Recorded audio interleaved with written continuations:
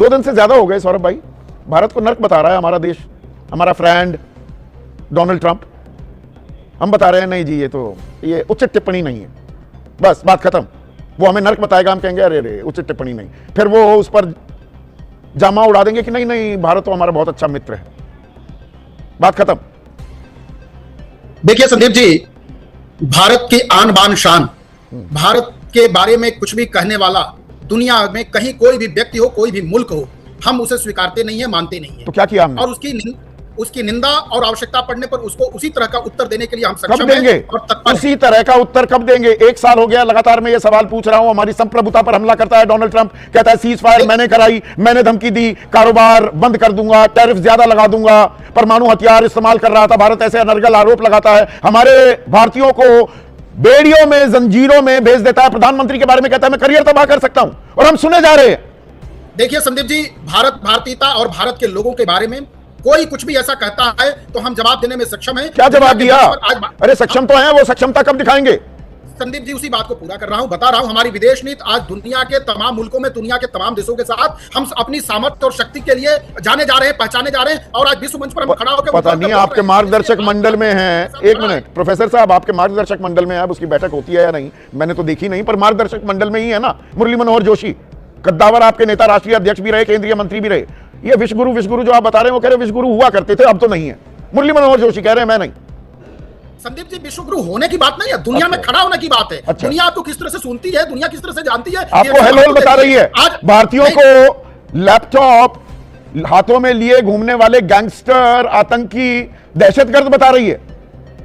Donald Trump नहीं हटाया है ना पोस्ट। देखिए संदीप जी, विदेश नीति में भारत आज प्रमुखता से जिस तरह से स्थापित हुआ है, चाहे वो अमेरिका हो, चाहे रूस हो, कैसे स्थापित हुआ है ये तो बताइए। नहीं, मैं उसी पर आ रहा हूं संदीप जी, उसी बात को क्लियर कर रहा हूं।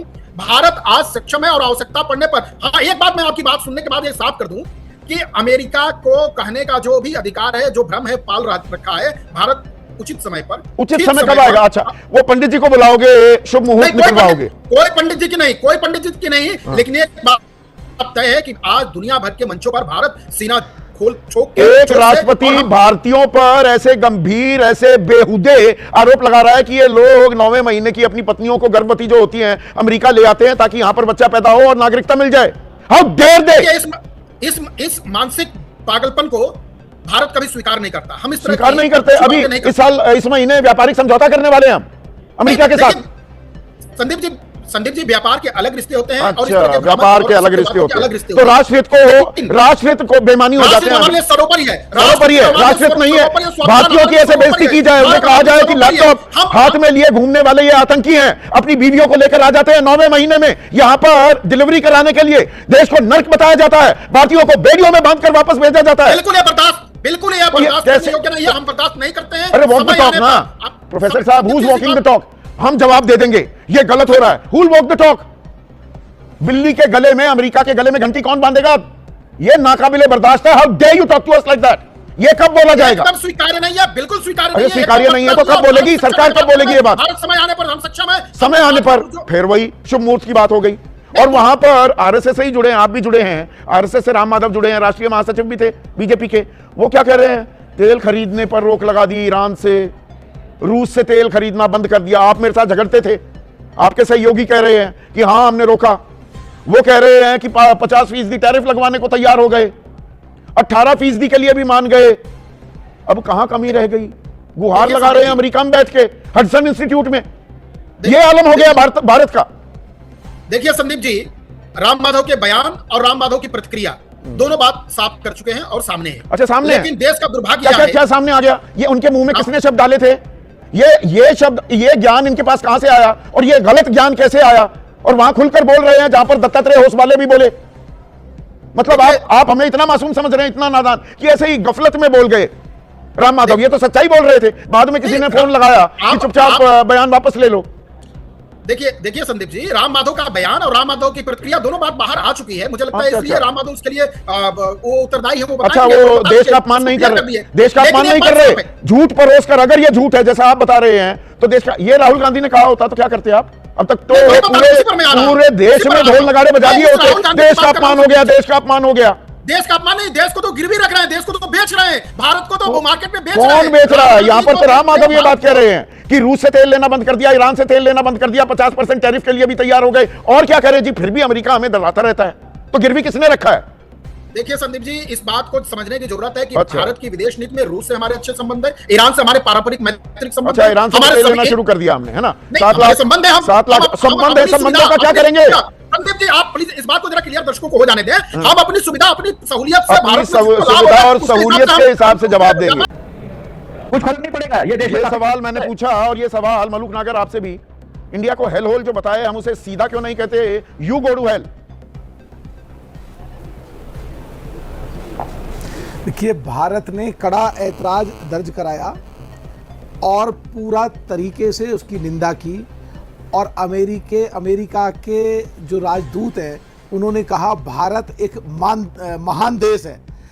ये हटाया क्यों नहीं? डोनाल्ड ट्रंप ने 2 दिन हो गए, ये भड़ासी, ये जहर बुझा, ये भारत की संप्रभुता पर हमला करने वाला, भारतीयों को नीचा दिखाने वाला ये बयान उतारा क्यों नहीं? बस कह दिया हमारे अच्छे दोस्त हैं। ये कड़ा जवाब होता है। आप समझ गए मैं क्या कहना चाह रहा हूं? जरा सुन लो एक सेकंड। हाँ। देखिए, ये सब्जेक्टिव है, डिबेटेबल है, वो आज क्या बोल रहे हैं, कल क्या बोल रहे हैं, परसों क्या बोल रहे हैं अपने देश के बारे में भी, लेकिन एक बात पक्की है, भारत और चाइना को आज वो वर्ल्ड का सबसे ताकतवर देश मान रहा है, अगर इस तरह का बयान उनका आता है तो। अच्छा, ताकतवर देश मान रहा है, मैसेज क्लियर हेल होल कह के 100% मान रहा है। अच्छा अच्छा अरे अच्छा, नहीं, मतलब नहीं, ये उसको नया अगर नई से चीज बढ़िया बताई आपके कि गाली, आपके कोई हमारी आपने टेलीविजन पे गाली लड़ाई देने होती लग रहा है, आप ये बता रहे हो कि कोई आपने गाली दे, बद्दी बद्दी बात करे तो वो आप पे डर रहा है, वो आपने मजबूत मानने लग रहा है, नहीं, या आपको बंधुआ मजदूर बना रखा है, आपके मेरी लड़ाई होती है तो आप या बंधुआ मजदूर मान लिया, और गांव का लंबरदार है, जमींदार है, तो जो मेहनती काम करने लग रहा है, मेहनती ने कि मैं भी बोल दो।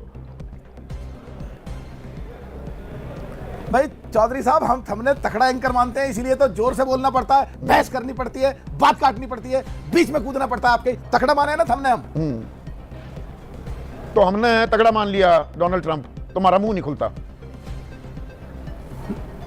नहीं, मुंह खोला है, ऐतराज दर्ज करा है, क्या निंदा ऐतराज? करी है, उन्होंने माफी मांगी है। किसने उन्होंने माफी मांगी? बताया। अरे किसने माफी मांगी? वापस करें, किसने वापस माफी हटे। मांगी? किसने माफी मांगी? वापस हटे। कौन वापस हटे? महान देश बताया। किसने वापस हट गए? वापस हटे, वहां के राजदूत का बयान है, महान देश बताया। महान देश बता दिया, ना पोस्ट हटाई, ना ये महान कमेंट देश हटाए। बताया। इससे बढ़िया तो ईरान है, ईरान के काउंसिलेट ने, मुंबई काउंसिलेट ने पता है क्या लिखा? एक गणेशोत्सव का वीडियो शेयर किया कि ये भारत है, ट्रंप के लिए किसी कल्चरल डिटॉक्स सेंटर में बुकिंग कराओ, इसके दिमाग की सफाई कराओ, मैल भरा पड़ा है इसमें। ईरान के हैदराबाद काउंसिलेट ने क्या लिखा? एक सेकेंड, हैदराबाद काउंसिलेट ने लिखा, चीन और एक सेकेंड, चीन और भारत सभ्यता के प्रमुख उद्यम स्थल रहे हैं। नर्क वो जगह है जहां युद्ध अपराधी राष्ट्रपति डोनाल्ड ट्रंप ईरान की सभ्यता को मिटा देने की धमकी देता है। ईरान हमारे साथ खड़ा हो गया। हम भी ईरान के साथ खड़े थे, अमेरिका के साथ खड़े थे, इजराइल के साथ खड़े थे, शांति चाहते थे। अभी आपने कांग्रेस के प्रवक्ता से जो बोला कि क्यों मुंह लगे, वो वापस हट गया, महान देश बता दिया। जबरदस्ती जाके लड़े, अपना देश जबरदस्ती सीज फायर पे 100 से बार वो कह चुका, मैंने धमकी दी तो भारत पीछे हट गया। आज तक हमें नहीं पता लगा हमने पाकिस्तान से किन शर्तों पर सीज फायर किया, ये बताया नहीं है। साल होने वाला है। वो कहता है प्रधानमंत्री का करियर बर्बाद कर दूंगा, बेड़ियों में भारतीयों को भेजता है। यहां रुकिए, यहां पर क्रिस्टोफर लैंडो, उनके उप विदेश मंत्री भारत आए, दिल्ली में रायसीना डायलॉग मार्च के महीने में। वो कह रहे हैं कि भारत के साथ वो गलतियां नहीं करेंगे जो चीन के साथ की थी। चीन को बहुत छूट दे दी थी, भारत को तो अपने हिसाब से व्यापारिक समझौता करेंगे।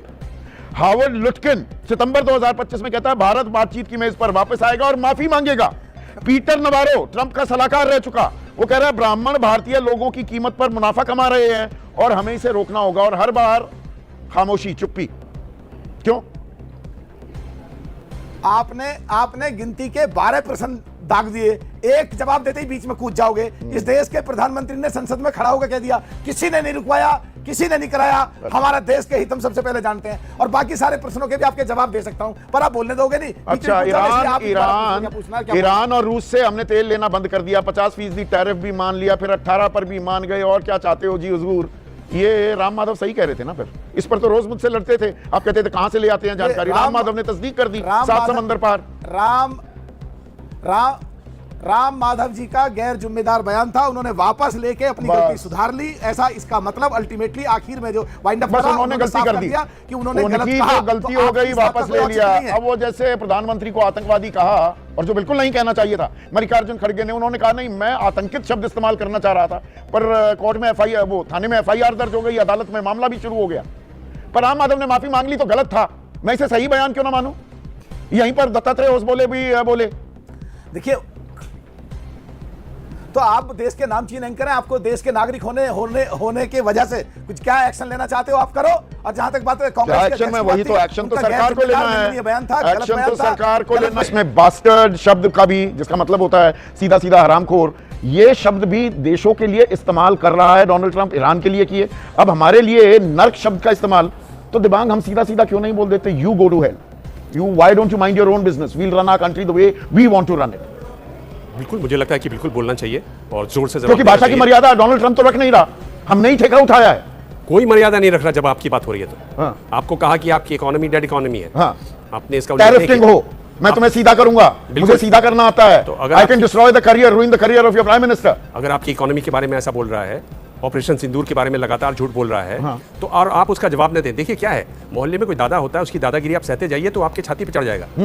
एक बार रुक के उसको चांटा मार दीजिए, फिर वो नहीं आएगा आपकी गली में। वो हिम्मत हम नहीं जुटा पा रहे हैं, ये हैरानी की बात है। नहीं, इसमें बहुत एक बड़ा कम लोग फैक्टर क्या है, इस महीने हमें वो व्यापारिक समझौते पर मोहर लगवानी है, तो अभी कुछ नहीं बोलेंगे, डोनाल्ड ट्रंप को बोलने दो जो भी बोलेगा।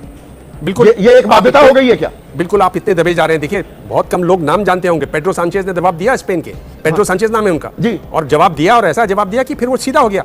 आप जब तक उस बुली को छेड़ेंगे नहीं, पर क्या है, कहीं ना नहीं, कहीं क्या हमारा विदेश मंत्रालय ये नहीं कह सकता था? मैं एक छोटा सा कमेंट, क्योंकि विदेश मंत्रालय कवर भी करते हैं आशीष, विदेश मंत्रालय ये जो टिपिकल जो डिप्लोमेटिक भाषा का uninformed, inappropriate and in poor taste, अरे भाई ये तो मैं भी जानता हूं, हम उनको सीधा ये नहीं कह सकते थे अमेरिका को कि भैया अपने राष्ट्रपति से कहो कि ये रीपोस्ट को हटाए।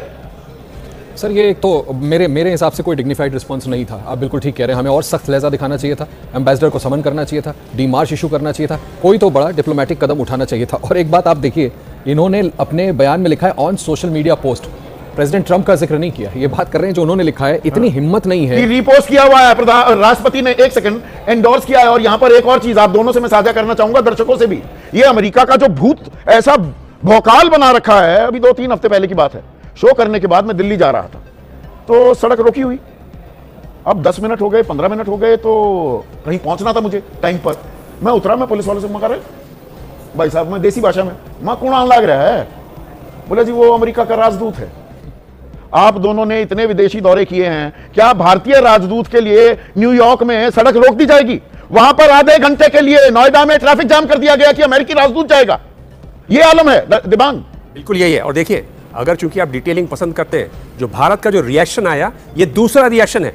दोपहर को उनका पहला रिएक्शन आया, क्या कहा? हिम्मत नहीं हुई विदेश मंत्रालय की। उन्होंने क्या कहा? हाँ, हमने भी ऐसी रिपोर्ट देखी है, इस बारे में हमें बस इतना ही कहना है। रुक गए वहां पर। हाँ। ये जो दूसरा रिपोर्ट जो रात को आई, जो दूसरा रिएक्शन, तब उन्होंने कहा कि हमने एम्बेसी की भी बात सुनी है, उसकी भी बात 52 सुनी है, लाख भारतीय तब जाके हैं आप वहां हिम्मत पर। जुटा पाए। 52 लाख भारतीय है, 5 से 6% अमेरिकी आयकर में, वहां के इनकम टैक्स में 28 लाख करोड़ का योगदान भारतीय देते हैं। नौकरी सृजन 1 करोड़ 10 लाख से 1 करोड़ 20 लाख नौकरी सृजन भारतीयों की वजह से होती है। पेटेंटों में हिस्सेदारी 5 गुना बढ़ गई है भारतीयों की। भारतीय मूल के वैज्ञानिकों के रिसर्च समूहों को अनुदान 11% है, साइंस पब्लिकेशन में योगदान 13%। We are the pillars of their economy. स्तंभ है भारत वहां पर। देखिए संदीप, थोड़ी बात को समझ ले। हाँ। हुआ क्या कि मागा का जो नारा है, उसका एक बहुत बड़ा हिस्सा है बर्थ राइट सिटीजनशिप पे जो मिलती है उसके बारे में। उनका क्या कहना है कि करीब 2.5 लाख लोग ऐसे हैं जो आते हैं, बच्चे पैदा करते हैं, सिटीजनशिप ले लेते हैं। हालांकि जो पिछला जो आंकड़ा आया 2023 का, उसमें ये संख्या केवल 70,000 है। 14th अमेंडमेंट जो है उनका, वो ये कहता है कि अगर बच्चा यहाँ चाहे वो करे। राष्ट्रपति डोनाल्ड ट्रंप, उसे ये नहीं मालूम कि भारत के साथ उसके क्या रिश्ते हैं, भारत को हेलो एंडोर्स करेगा, नर्क बताएगा। आप इसको ऐसे देखिए, उसको भारत की परवाह नहीं है। उसने ये भारत के मद्देनजर नहीं, मतलब नहीं किया है। जरूरी है, भारत उतना जरूरी नहीं है, और हम my dear friend Donald Trump कहते घूम रहे हैं। उसको वो पिटा हुआ है वहां ईरान में, उसको मागा के लोगों को अपने साथ रखना है जो उससे विमुख हो रहे हैं। इसीलिए उसने ये इस पर पोस्ट किया, पुराना पोस्ट को इसलिए उठाया, और इस पर सुप्रीम कोर्ट में अमेरिका में इस पर सुनवाई चल रही है। और पहली बार हुआ कि सिटिंग राष्ट्रपति वहां गया, ट्रंप वर्सेस बारबरा जो एक महिला है हॉन्डुरस की जो अब प्रेग्नेंट है, उसने सिटीजनशिप वहां पर मांगी है ताकि वो उसका बचाव करे। इसलिए मैं ये जानकारी इसलिए दे रहा हूं, ये कहने के लिए कि जरूर हम यहां हल्ला कर रहे हैं। उसने खुद नहीं कहा, उसने किसी का पोस्ट डाला, क्योंकि उसका भारत से कोई मतलब, भारत उसकी गिनती में नहीं है, हम लोग उसकी तरफ देख रहे हैं। नहीं, भारत गिनती में नहीं है, बिल्कुल नहीं है। तो फिर हम उसकी ये बदहवास बयानबाजी को सहते क्यों हैं? और राम माधव तो कह रहे हैं आशीष कि जी हमने रूस से भी तेल लेना बंद कर दिया था क्योंकि ट्रंप ने कहा। यहां पर पूरे एनडीए वाले रोज मेरा पीछा करते थे, आप गलत बयानी करते हैं। राम माधव ने उस बात की तस्दीक कर दी, ईरान से हमने तेल बंद किया, 50% टैरिफ भी मान गए, 18% के लिए भी तैयार हो गए। सर वो तो इसलिए आपकी मजम्मत करते थे क्योंकि नहीं चाहते कि कोई जर्नलिस्ट मुखर तरीके से लोगों के सामने वो सच्चाई रख दे जो अब राम माधव। तो हम चुप्पी क्यों साधे बैठे हैं? नहीं, वो तो यही तो सवाल ये है, यही तो सबसे बड़ा सवाल है कि आप ट्रेड डोनाल्ड ट्रंप जो करना चाहेगा अपने हिसाब से हम अपने राष्ट्रीय हित कैसे साध रहे हैं? देखिए, और क्या वजह है कि ऑपोजिशन ये आरोप लगा रहा है कि कॉम्प्रोमाइज हमारी फॉरेन पॉलिसी, ये तो नहीं होनी चाहिए। और राम माधव जिनका आप जिक्र कर रहे हैं, आप देखिए जियोपॉलिटिकल फॉरेन पॉलिसी पे अपॉइंटमेंट रहे हैं सालों से बीजेपी और आरएसएस के, कई किताबें लिखी है स्ट्रेटेजिक अफेयर्स पे, आरएसएस नेशनल स्पोक्सपर्सन रहे हैं, नेशनल जनरल सेक्रेटरी रहे, प्रेसिडेंट ऑफ इंडिया फाउंडेशन। आप सोचिए क्या क्या पद संभाला उन्होंने। और उन्होंने जब संदीप जी ये बात बोली है तो मैं दावे के साथ कह सकता हूं कि सोच समझ करके जो सच्चाई थी वही उन्होंने सामने रखी। बाद में आप सही कह रहे हैं, कान में फुसफुसाया गया हो कि यार ये गलत हो, घुमाया गया। आप अपने बयान को रिट्रैक्ट करिए, लेकिन जो बयान उन्होंने दिया, हम और आप क्या बच्चे हैं क्या? We are all season journalist, हमें पता है कि जो उन्होंने बोला वही सच्चाई थी। बाद में उनसे कहा गया कि अपना बयान रिट्रैक्ट कर लो। उस समय जो बात मैं दिमाग से पूछ रहा था, अभी ट्रेड डील पर साइन होने हैं, किसी भी तरह से ऐसा क्या फंसा हुआ है, ऐसे कौन से सुरखाब के पर हैं इस ट्रेड डील में कि इसकी ना तो डिटेलिंग हमें मिलती है, इसकी आधी अधूरी जानकारी मिलती है हमें। अरे भाई, दूसरे देशों से सीख लीजिए। आपके सामने अभी दुनिया में जो जंग चल रही है, ईरान ने नाको चने चबा दिए, अपनी स्वायत्ता पर कोई कॉम्प्रोमाइज ईरान करने के लिए तैयार नहीं है। आप अभी रेफरेंस दे रहे थे इटालियन प्राइम मिनिस्टर का, फ्रांस का, स्पेन का। इंडिया क्यों नहीं इतना गट्स दिखाता है कि एहसास दिला रहे अमेरिका को कि आप हमको दबा करके कोई ट्रेड डील नहीं करा सकते? एक छोटी सी बात कहना चाहता हूं, थोड़ी देर पहले सौरभ मालवीय मेरे बड़े अच्छे दोस्त कह रहे थे उचित समय, दिवांग जी ने भी एक रेफरेंस दिया, उन्होंने सिर्फ इकोनॉमी को डेड नहीं कहा था। 2020 में जब कैंपेन कर रहे थे तो भारत की हवा को फिलती कहा था। उन्होंने क्या नहीं किया, उन्होंने हमसे यह कहा कि हम अब्यूज करते हैं। अभी तो अनंत बोर से एक सवाल पूछ रहे हैं दिबांग, अभी तो डर लगने लगा है कि कहीं अमेरिका में रह रहे भारतीयों को निशाना ना बनाया जाने लगे। तभी मैंने एक वहां पोल हुआ है, 40% भारतीय मूल के लोग कह रहे हैं कि वापस भारत जाने का मन करने लगा, अमेरिकन ड्रीम इज शैटर्ड। बिल्कुल, जिस तरह की वहां पर हालत है, बहुत खराब हालत है संदीप, और जिस तरह से हम लोग बात कर रहे हैं, देखिए भारत को ये साफ समझ लेना चाहिए कि अमेरिकन एम्पायर जो था उसका सूरज ढलान पर है। ये वो सरकार है खासतौर पर जो स्वाभिमान की बात करती है, जो संप्रभुता की बात करती है। स्वाभिमान और संप्रभुता की बात करने वाली सरकार इस तरीके से ढुलमुल रवैया नहीं दिखा सकती। इससे जुड़ा जो आप जिस ओर इशारा कर रहे हैं, इससे पिछला सवाल लीजिए पीसीआर। हमारे दर्शक ये पूछ रहे हैं कि ट्रंप के पास कुछ ऐसा है क्या कि सरकार कुछ बोल नहीं पा रही है, वो मनमानी कर रहा है, जो बोलना चाहता है वो बोलता है। घूम फिर के जो विपक्ष बात कह रहा है, खासतौर पर जो कांग्रेस पार्टी बात कह रही है, बात वहीं आ जाती है। कौन सी ऐसी कुंजी है उनके पास जिसकी वजह से आपके मुंह पर ताला लगा हुआ है? क्यों नहीं? और ये ट्रंप के अलावा किसी और देश का राष्ट्राध्यक्ष ये बात कहता तो क्या हम चुप रहते? जर्मनी ने हमारे डेमोक्रेटिक प्रोसेस पर एक टिप्पणी की, हमने कितनी तल्ख जवाब दिया था। राशन पानी लेकर के चढ़ जाते हैं। एकमात्र ऐसा अमेरिका है, और वो खास करके डोनाल्ड ट्रंप, जिसकी बातों का हम जवाब नहीं दे पा रहे। और आप देखिए चाइना और इंडिया, संदीप जी 2 दिन पहले उन्होंने एक और पोस्ट को रीपोस्ट किया था ट्रुथ सोशल पे, जिसमें उन्होंने कहा था कि चाइना और इंडिया पर मैं डिप्लोमेटिक दबाव बनाना शुरू कर दूंगा। चाइना ने धो के रख दिया, ऐसा बयान पलटवार में जारी किया कि पूरा इतिहास भूगोल सामने खोल के रख दिया, बखिया उधेड़ के रख दी। भारत चुप, एकदम मौन, मुंह से कोई शब्द नहीं निकल रहा। लिहाजा सवाल तो उठता है जरूर कि ऐसी क्या बात है जिसकी वजह से आप कॉम्प्रोमाइज करके तो डिमांड अबाउट टाइम कि हमें 2 टूक जवाब देना होगा, देना चाहिए अमेरिका को कि अपनी हद में रहो, हमारी संप्रभुता पर हम किसी भी तरह का आक्षेप, किसी भी तरह का हमला बर्दाश्त नहीं करें। देखिए, स्टूडियो में ये बात कहनी अच्छी है, सही है, भारत को जरूर जवाब देना चाहिए। लेकिन संदीप, मैं कह रहा हूं कि अगर कोई ऐसी चीज है उसके पास जिसकी वजह से हम डर रहे हैं तो ये मुश्किल है। देखिए, खबर आई कि नेतन्याहू जब मिलने गए, उन्होंने कहा पीट हेगसेट को, मार्को रूबियो को, कि आप लोग बाहर जाइए, मुझे अकेले इनसे बात करनी है। उन्होंने उनको एक वीडियो दिखाया, कहा यह जा रहा है, उसके बाद वो लड़ाई के दबाव में आए। क्या ऐसी कोई चीज है जो उसके पास है जिसकी वजह से हम चुप हैं? लेकिन देश बड़ा होता है, किसी भी इंडिविजुअल से ये नहीं भूलना चाहिए, किसी भी व्यक्ति से, किसी भी शख्सियत से देश बड़ा होता है। तो देश के हित साधे जा रहे हैं या ये अंगूठा दिखाया जा रहा है देश के बारे में, जिस तरह के छोटे ओछे शब्दों का इस्तेमाल किया जा रहा है, इसकी मजम्मत ही नहीं, इसका 2 टूक भी जवाब देना चाहिए।